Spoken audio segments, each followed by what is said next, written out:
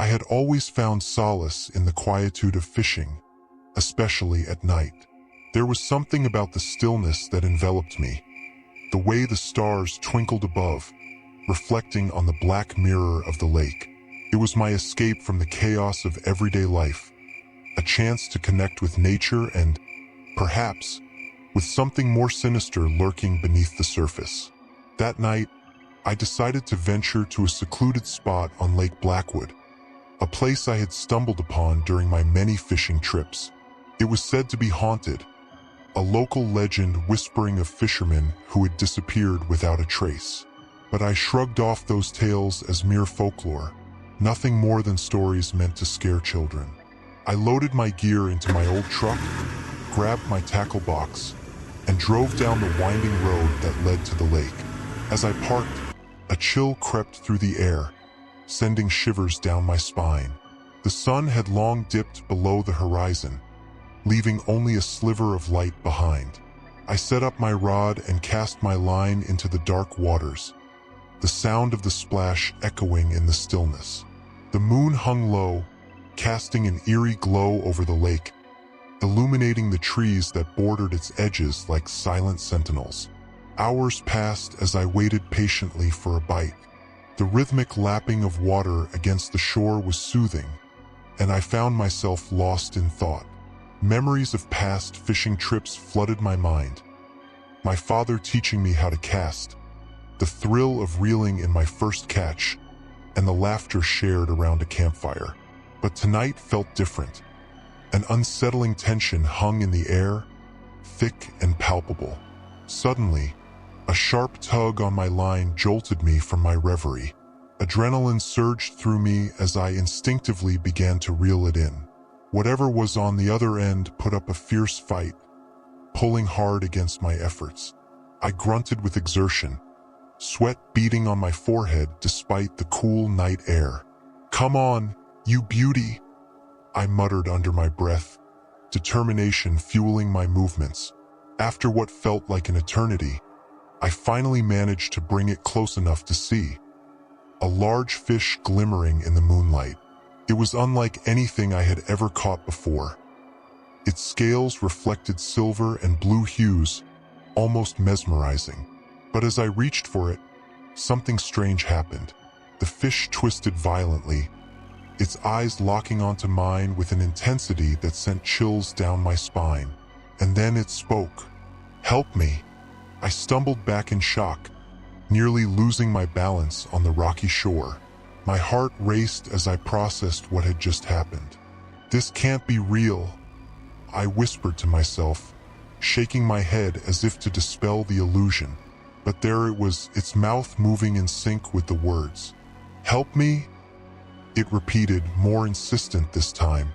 I dropped my rod and stumbled backward, panic coursing through me. The fish flopped back into the water, disappearing beneath the surface as though it had never existed. I stood there, breathless and bewildered, trying to convince myself that it was just a trick of the mind, a hallucination brought on by fatigue and isolation. But deep down, I knew something was wrong. Feeling an overwhelming urge to leave, I packed up my gear hastily. The moonlight seemed to dim as clouds rolled in overhead. A sense of dread settled over me like a heavy blanket. As I made my way back to my truck, I glanced over my shoulder at the lake one last time. The water was now eerily calm, but I could have sworn I saw shadows moving beneath its surface. I fumbled for my keys in my pocket as I approached the truck. The air felt charged with an unnatural energy, and every rustle of leaves made me jump. Just as I unlocked the door and climbed inside, a loud splash echoed behind me. My heart raced again as I turned to look out of the window. A figure emerged from the water, a woman with long hair matted and dripping wet, her skin pale and ghostly under the moonlight. She stood at the edge of the lake, her eyes locked onto mine with a haunting gaze that seemed to pierce through my very soul. "Help me?" she whispered, her voice barely audible but filled with despair. I froze, unable to comprehend what I was seeing. Fear gripped me like a vice as she took a step closer.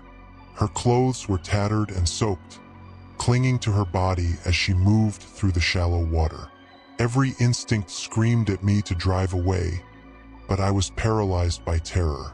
"Please," she croaked, her voice growing stronger as she reached out a trembling hand toward me. In that moment, something deep within me stirred. A flicker of compassion mixed with an overwhelming fear of what might happen if I ignored her plea. Against my better judgment, I opened the door slightly. "What do you want?" I asked, my voice shaky. "Help me?"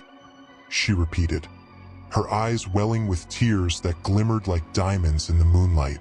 "I can't escape. They won't let me go." "Who won't let you go?" My mind raced with questions as I tried to make sense of her words. "The ones who took me," she replied, her voice breaking. "They're still here. They won't let anyone leave." I could feel an icy grip around my heart as her words sank in. The tales of missing fishermen echoed in my mind. The stories that had once seemed so far-fetched now felt terrifyingly real. "What do you mean?" I asked again, desperation creeping into my tone. "They'll come for you too," she warned, stepping closer until her wet hair draped over her face like a shroud. "You have to leave before it's too late." Just then, a low rumble erupted from beneath the water, a sound that reverberated through my bones. Panic surged within me as I realized that whatever she was warning me about was not just a figment of imagination. It was real and closing in fast. "Get away from here!" she screamed suddenly, her voice rising above the sound of thrashing water. I slammed the door shut and fumbled for the ignition key, but before I could start the engine, a dark shape broke through the surface of the lake.